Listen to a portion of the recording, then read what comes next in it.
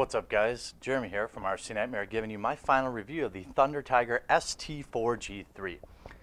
If you follow our channel, you know that we love the MT4 G3.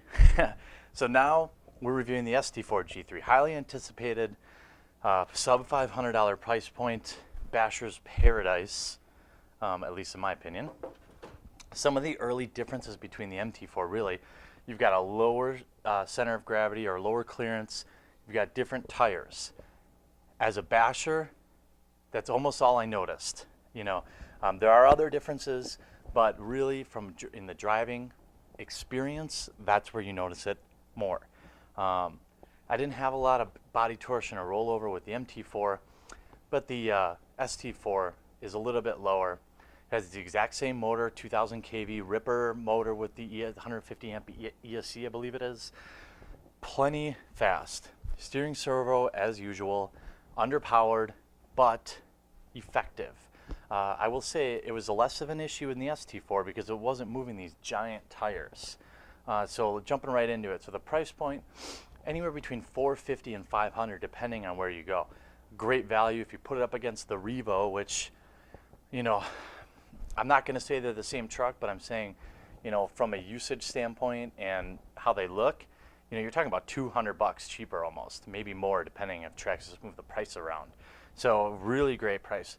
Durability, love it. I mean, the MT4, it really followed up with the same MT4 durability, just super strong. Unless you're really going to have to get crazy to start breaking stuff, I could see these shocks or plastic body, they're going to be an issue. You know, the A-arms, I think, will be fine. You're going to blow some shock caps probably, but that's all par for the course. If you're rolling in a $500 basher like this, you're going to bash hard. So, you know, durability, I'm going to go ahead and give it a 4 out of 5. There's some spots where I could definitely see some aluminum being, especially the shock caps and things like that. Bashability, this is a hard one. I'm going to go 4.75 out of 5. Nearly a 5 out of 5. And let me tell you, rather than talk about how awesome it is, because it is awesome, to get a 5, I would have liked to see some big bore shocks with aluminum. Aluminum big bore shocks would have been, even if I would have had to pay $50 more, I would have preferred that in terms of an RTR.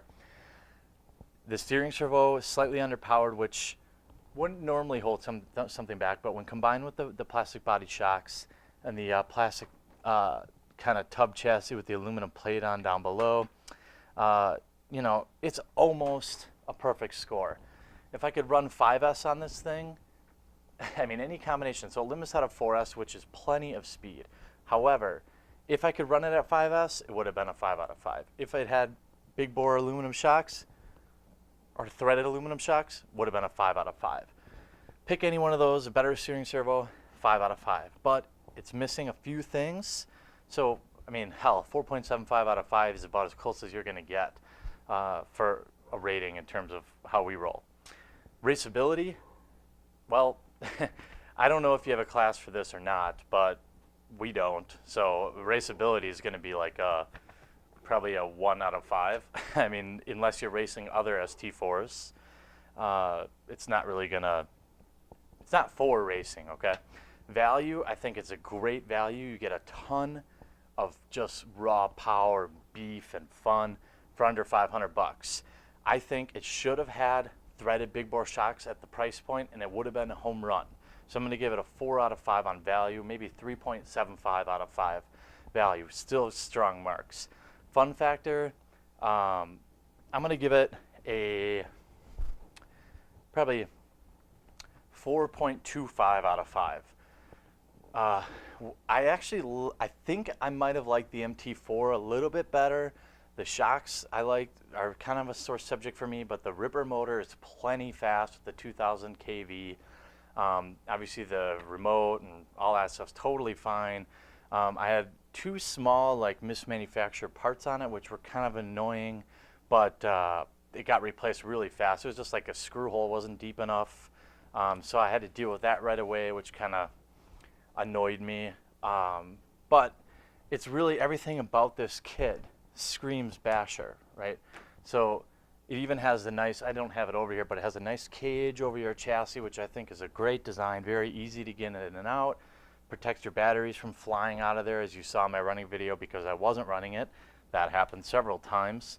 So I mean, I think overall, it's a very fun kit. Just as fun, nearly as fun as the MT4. Although I did kind of like the MT4 based on the terrain that I run in. This thing is going to be able to handle almost anything.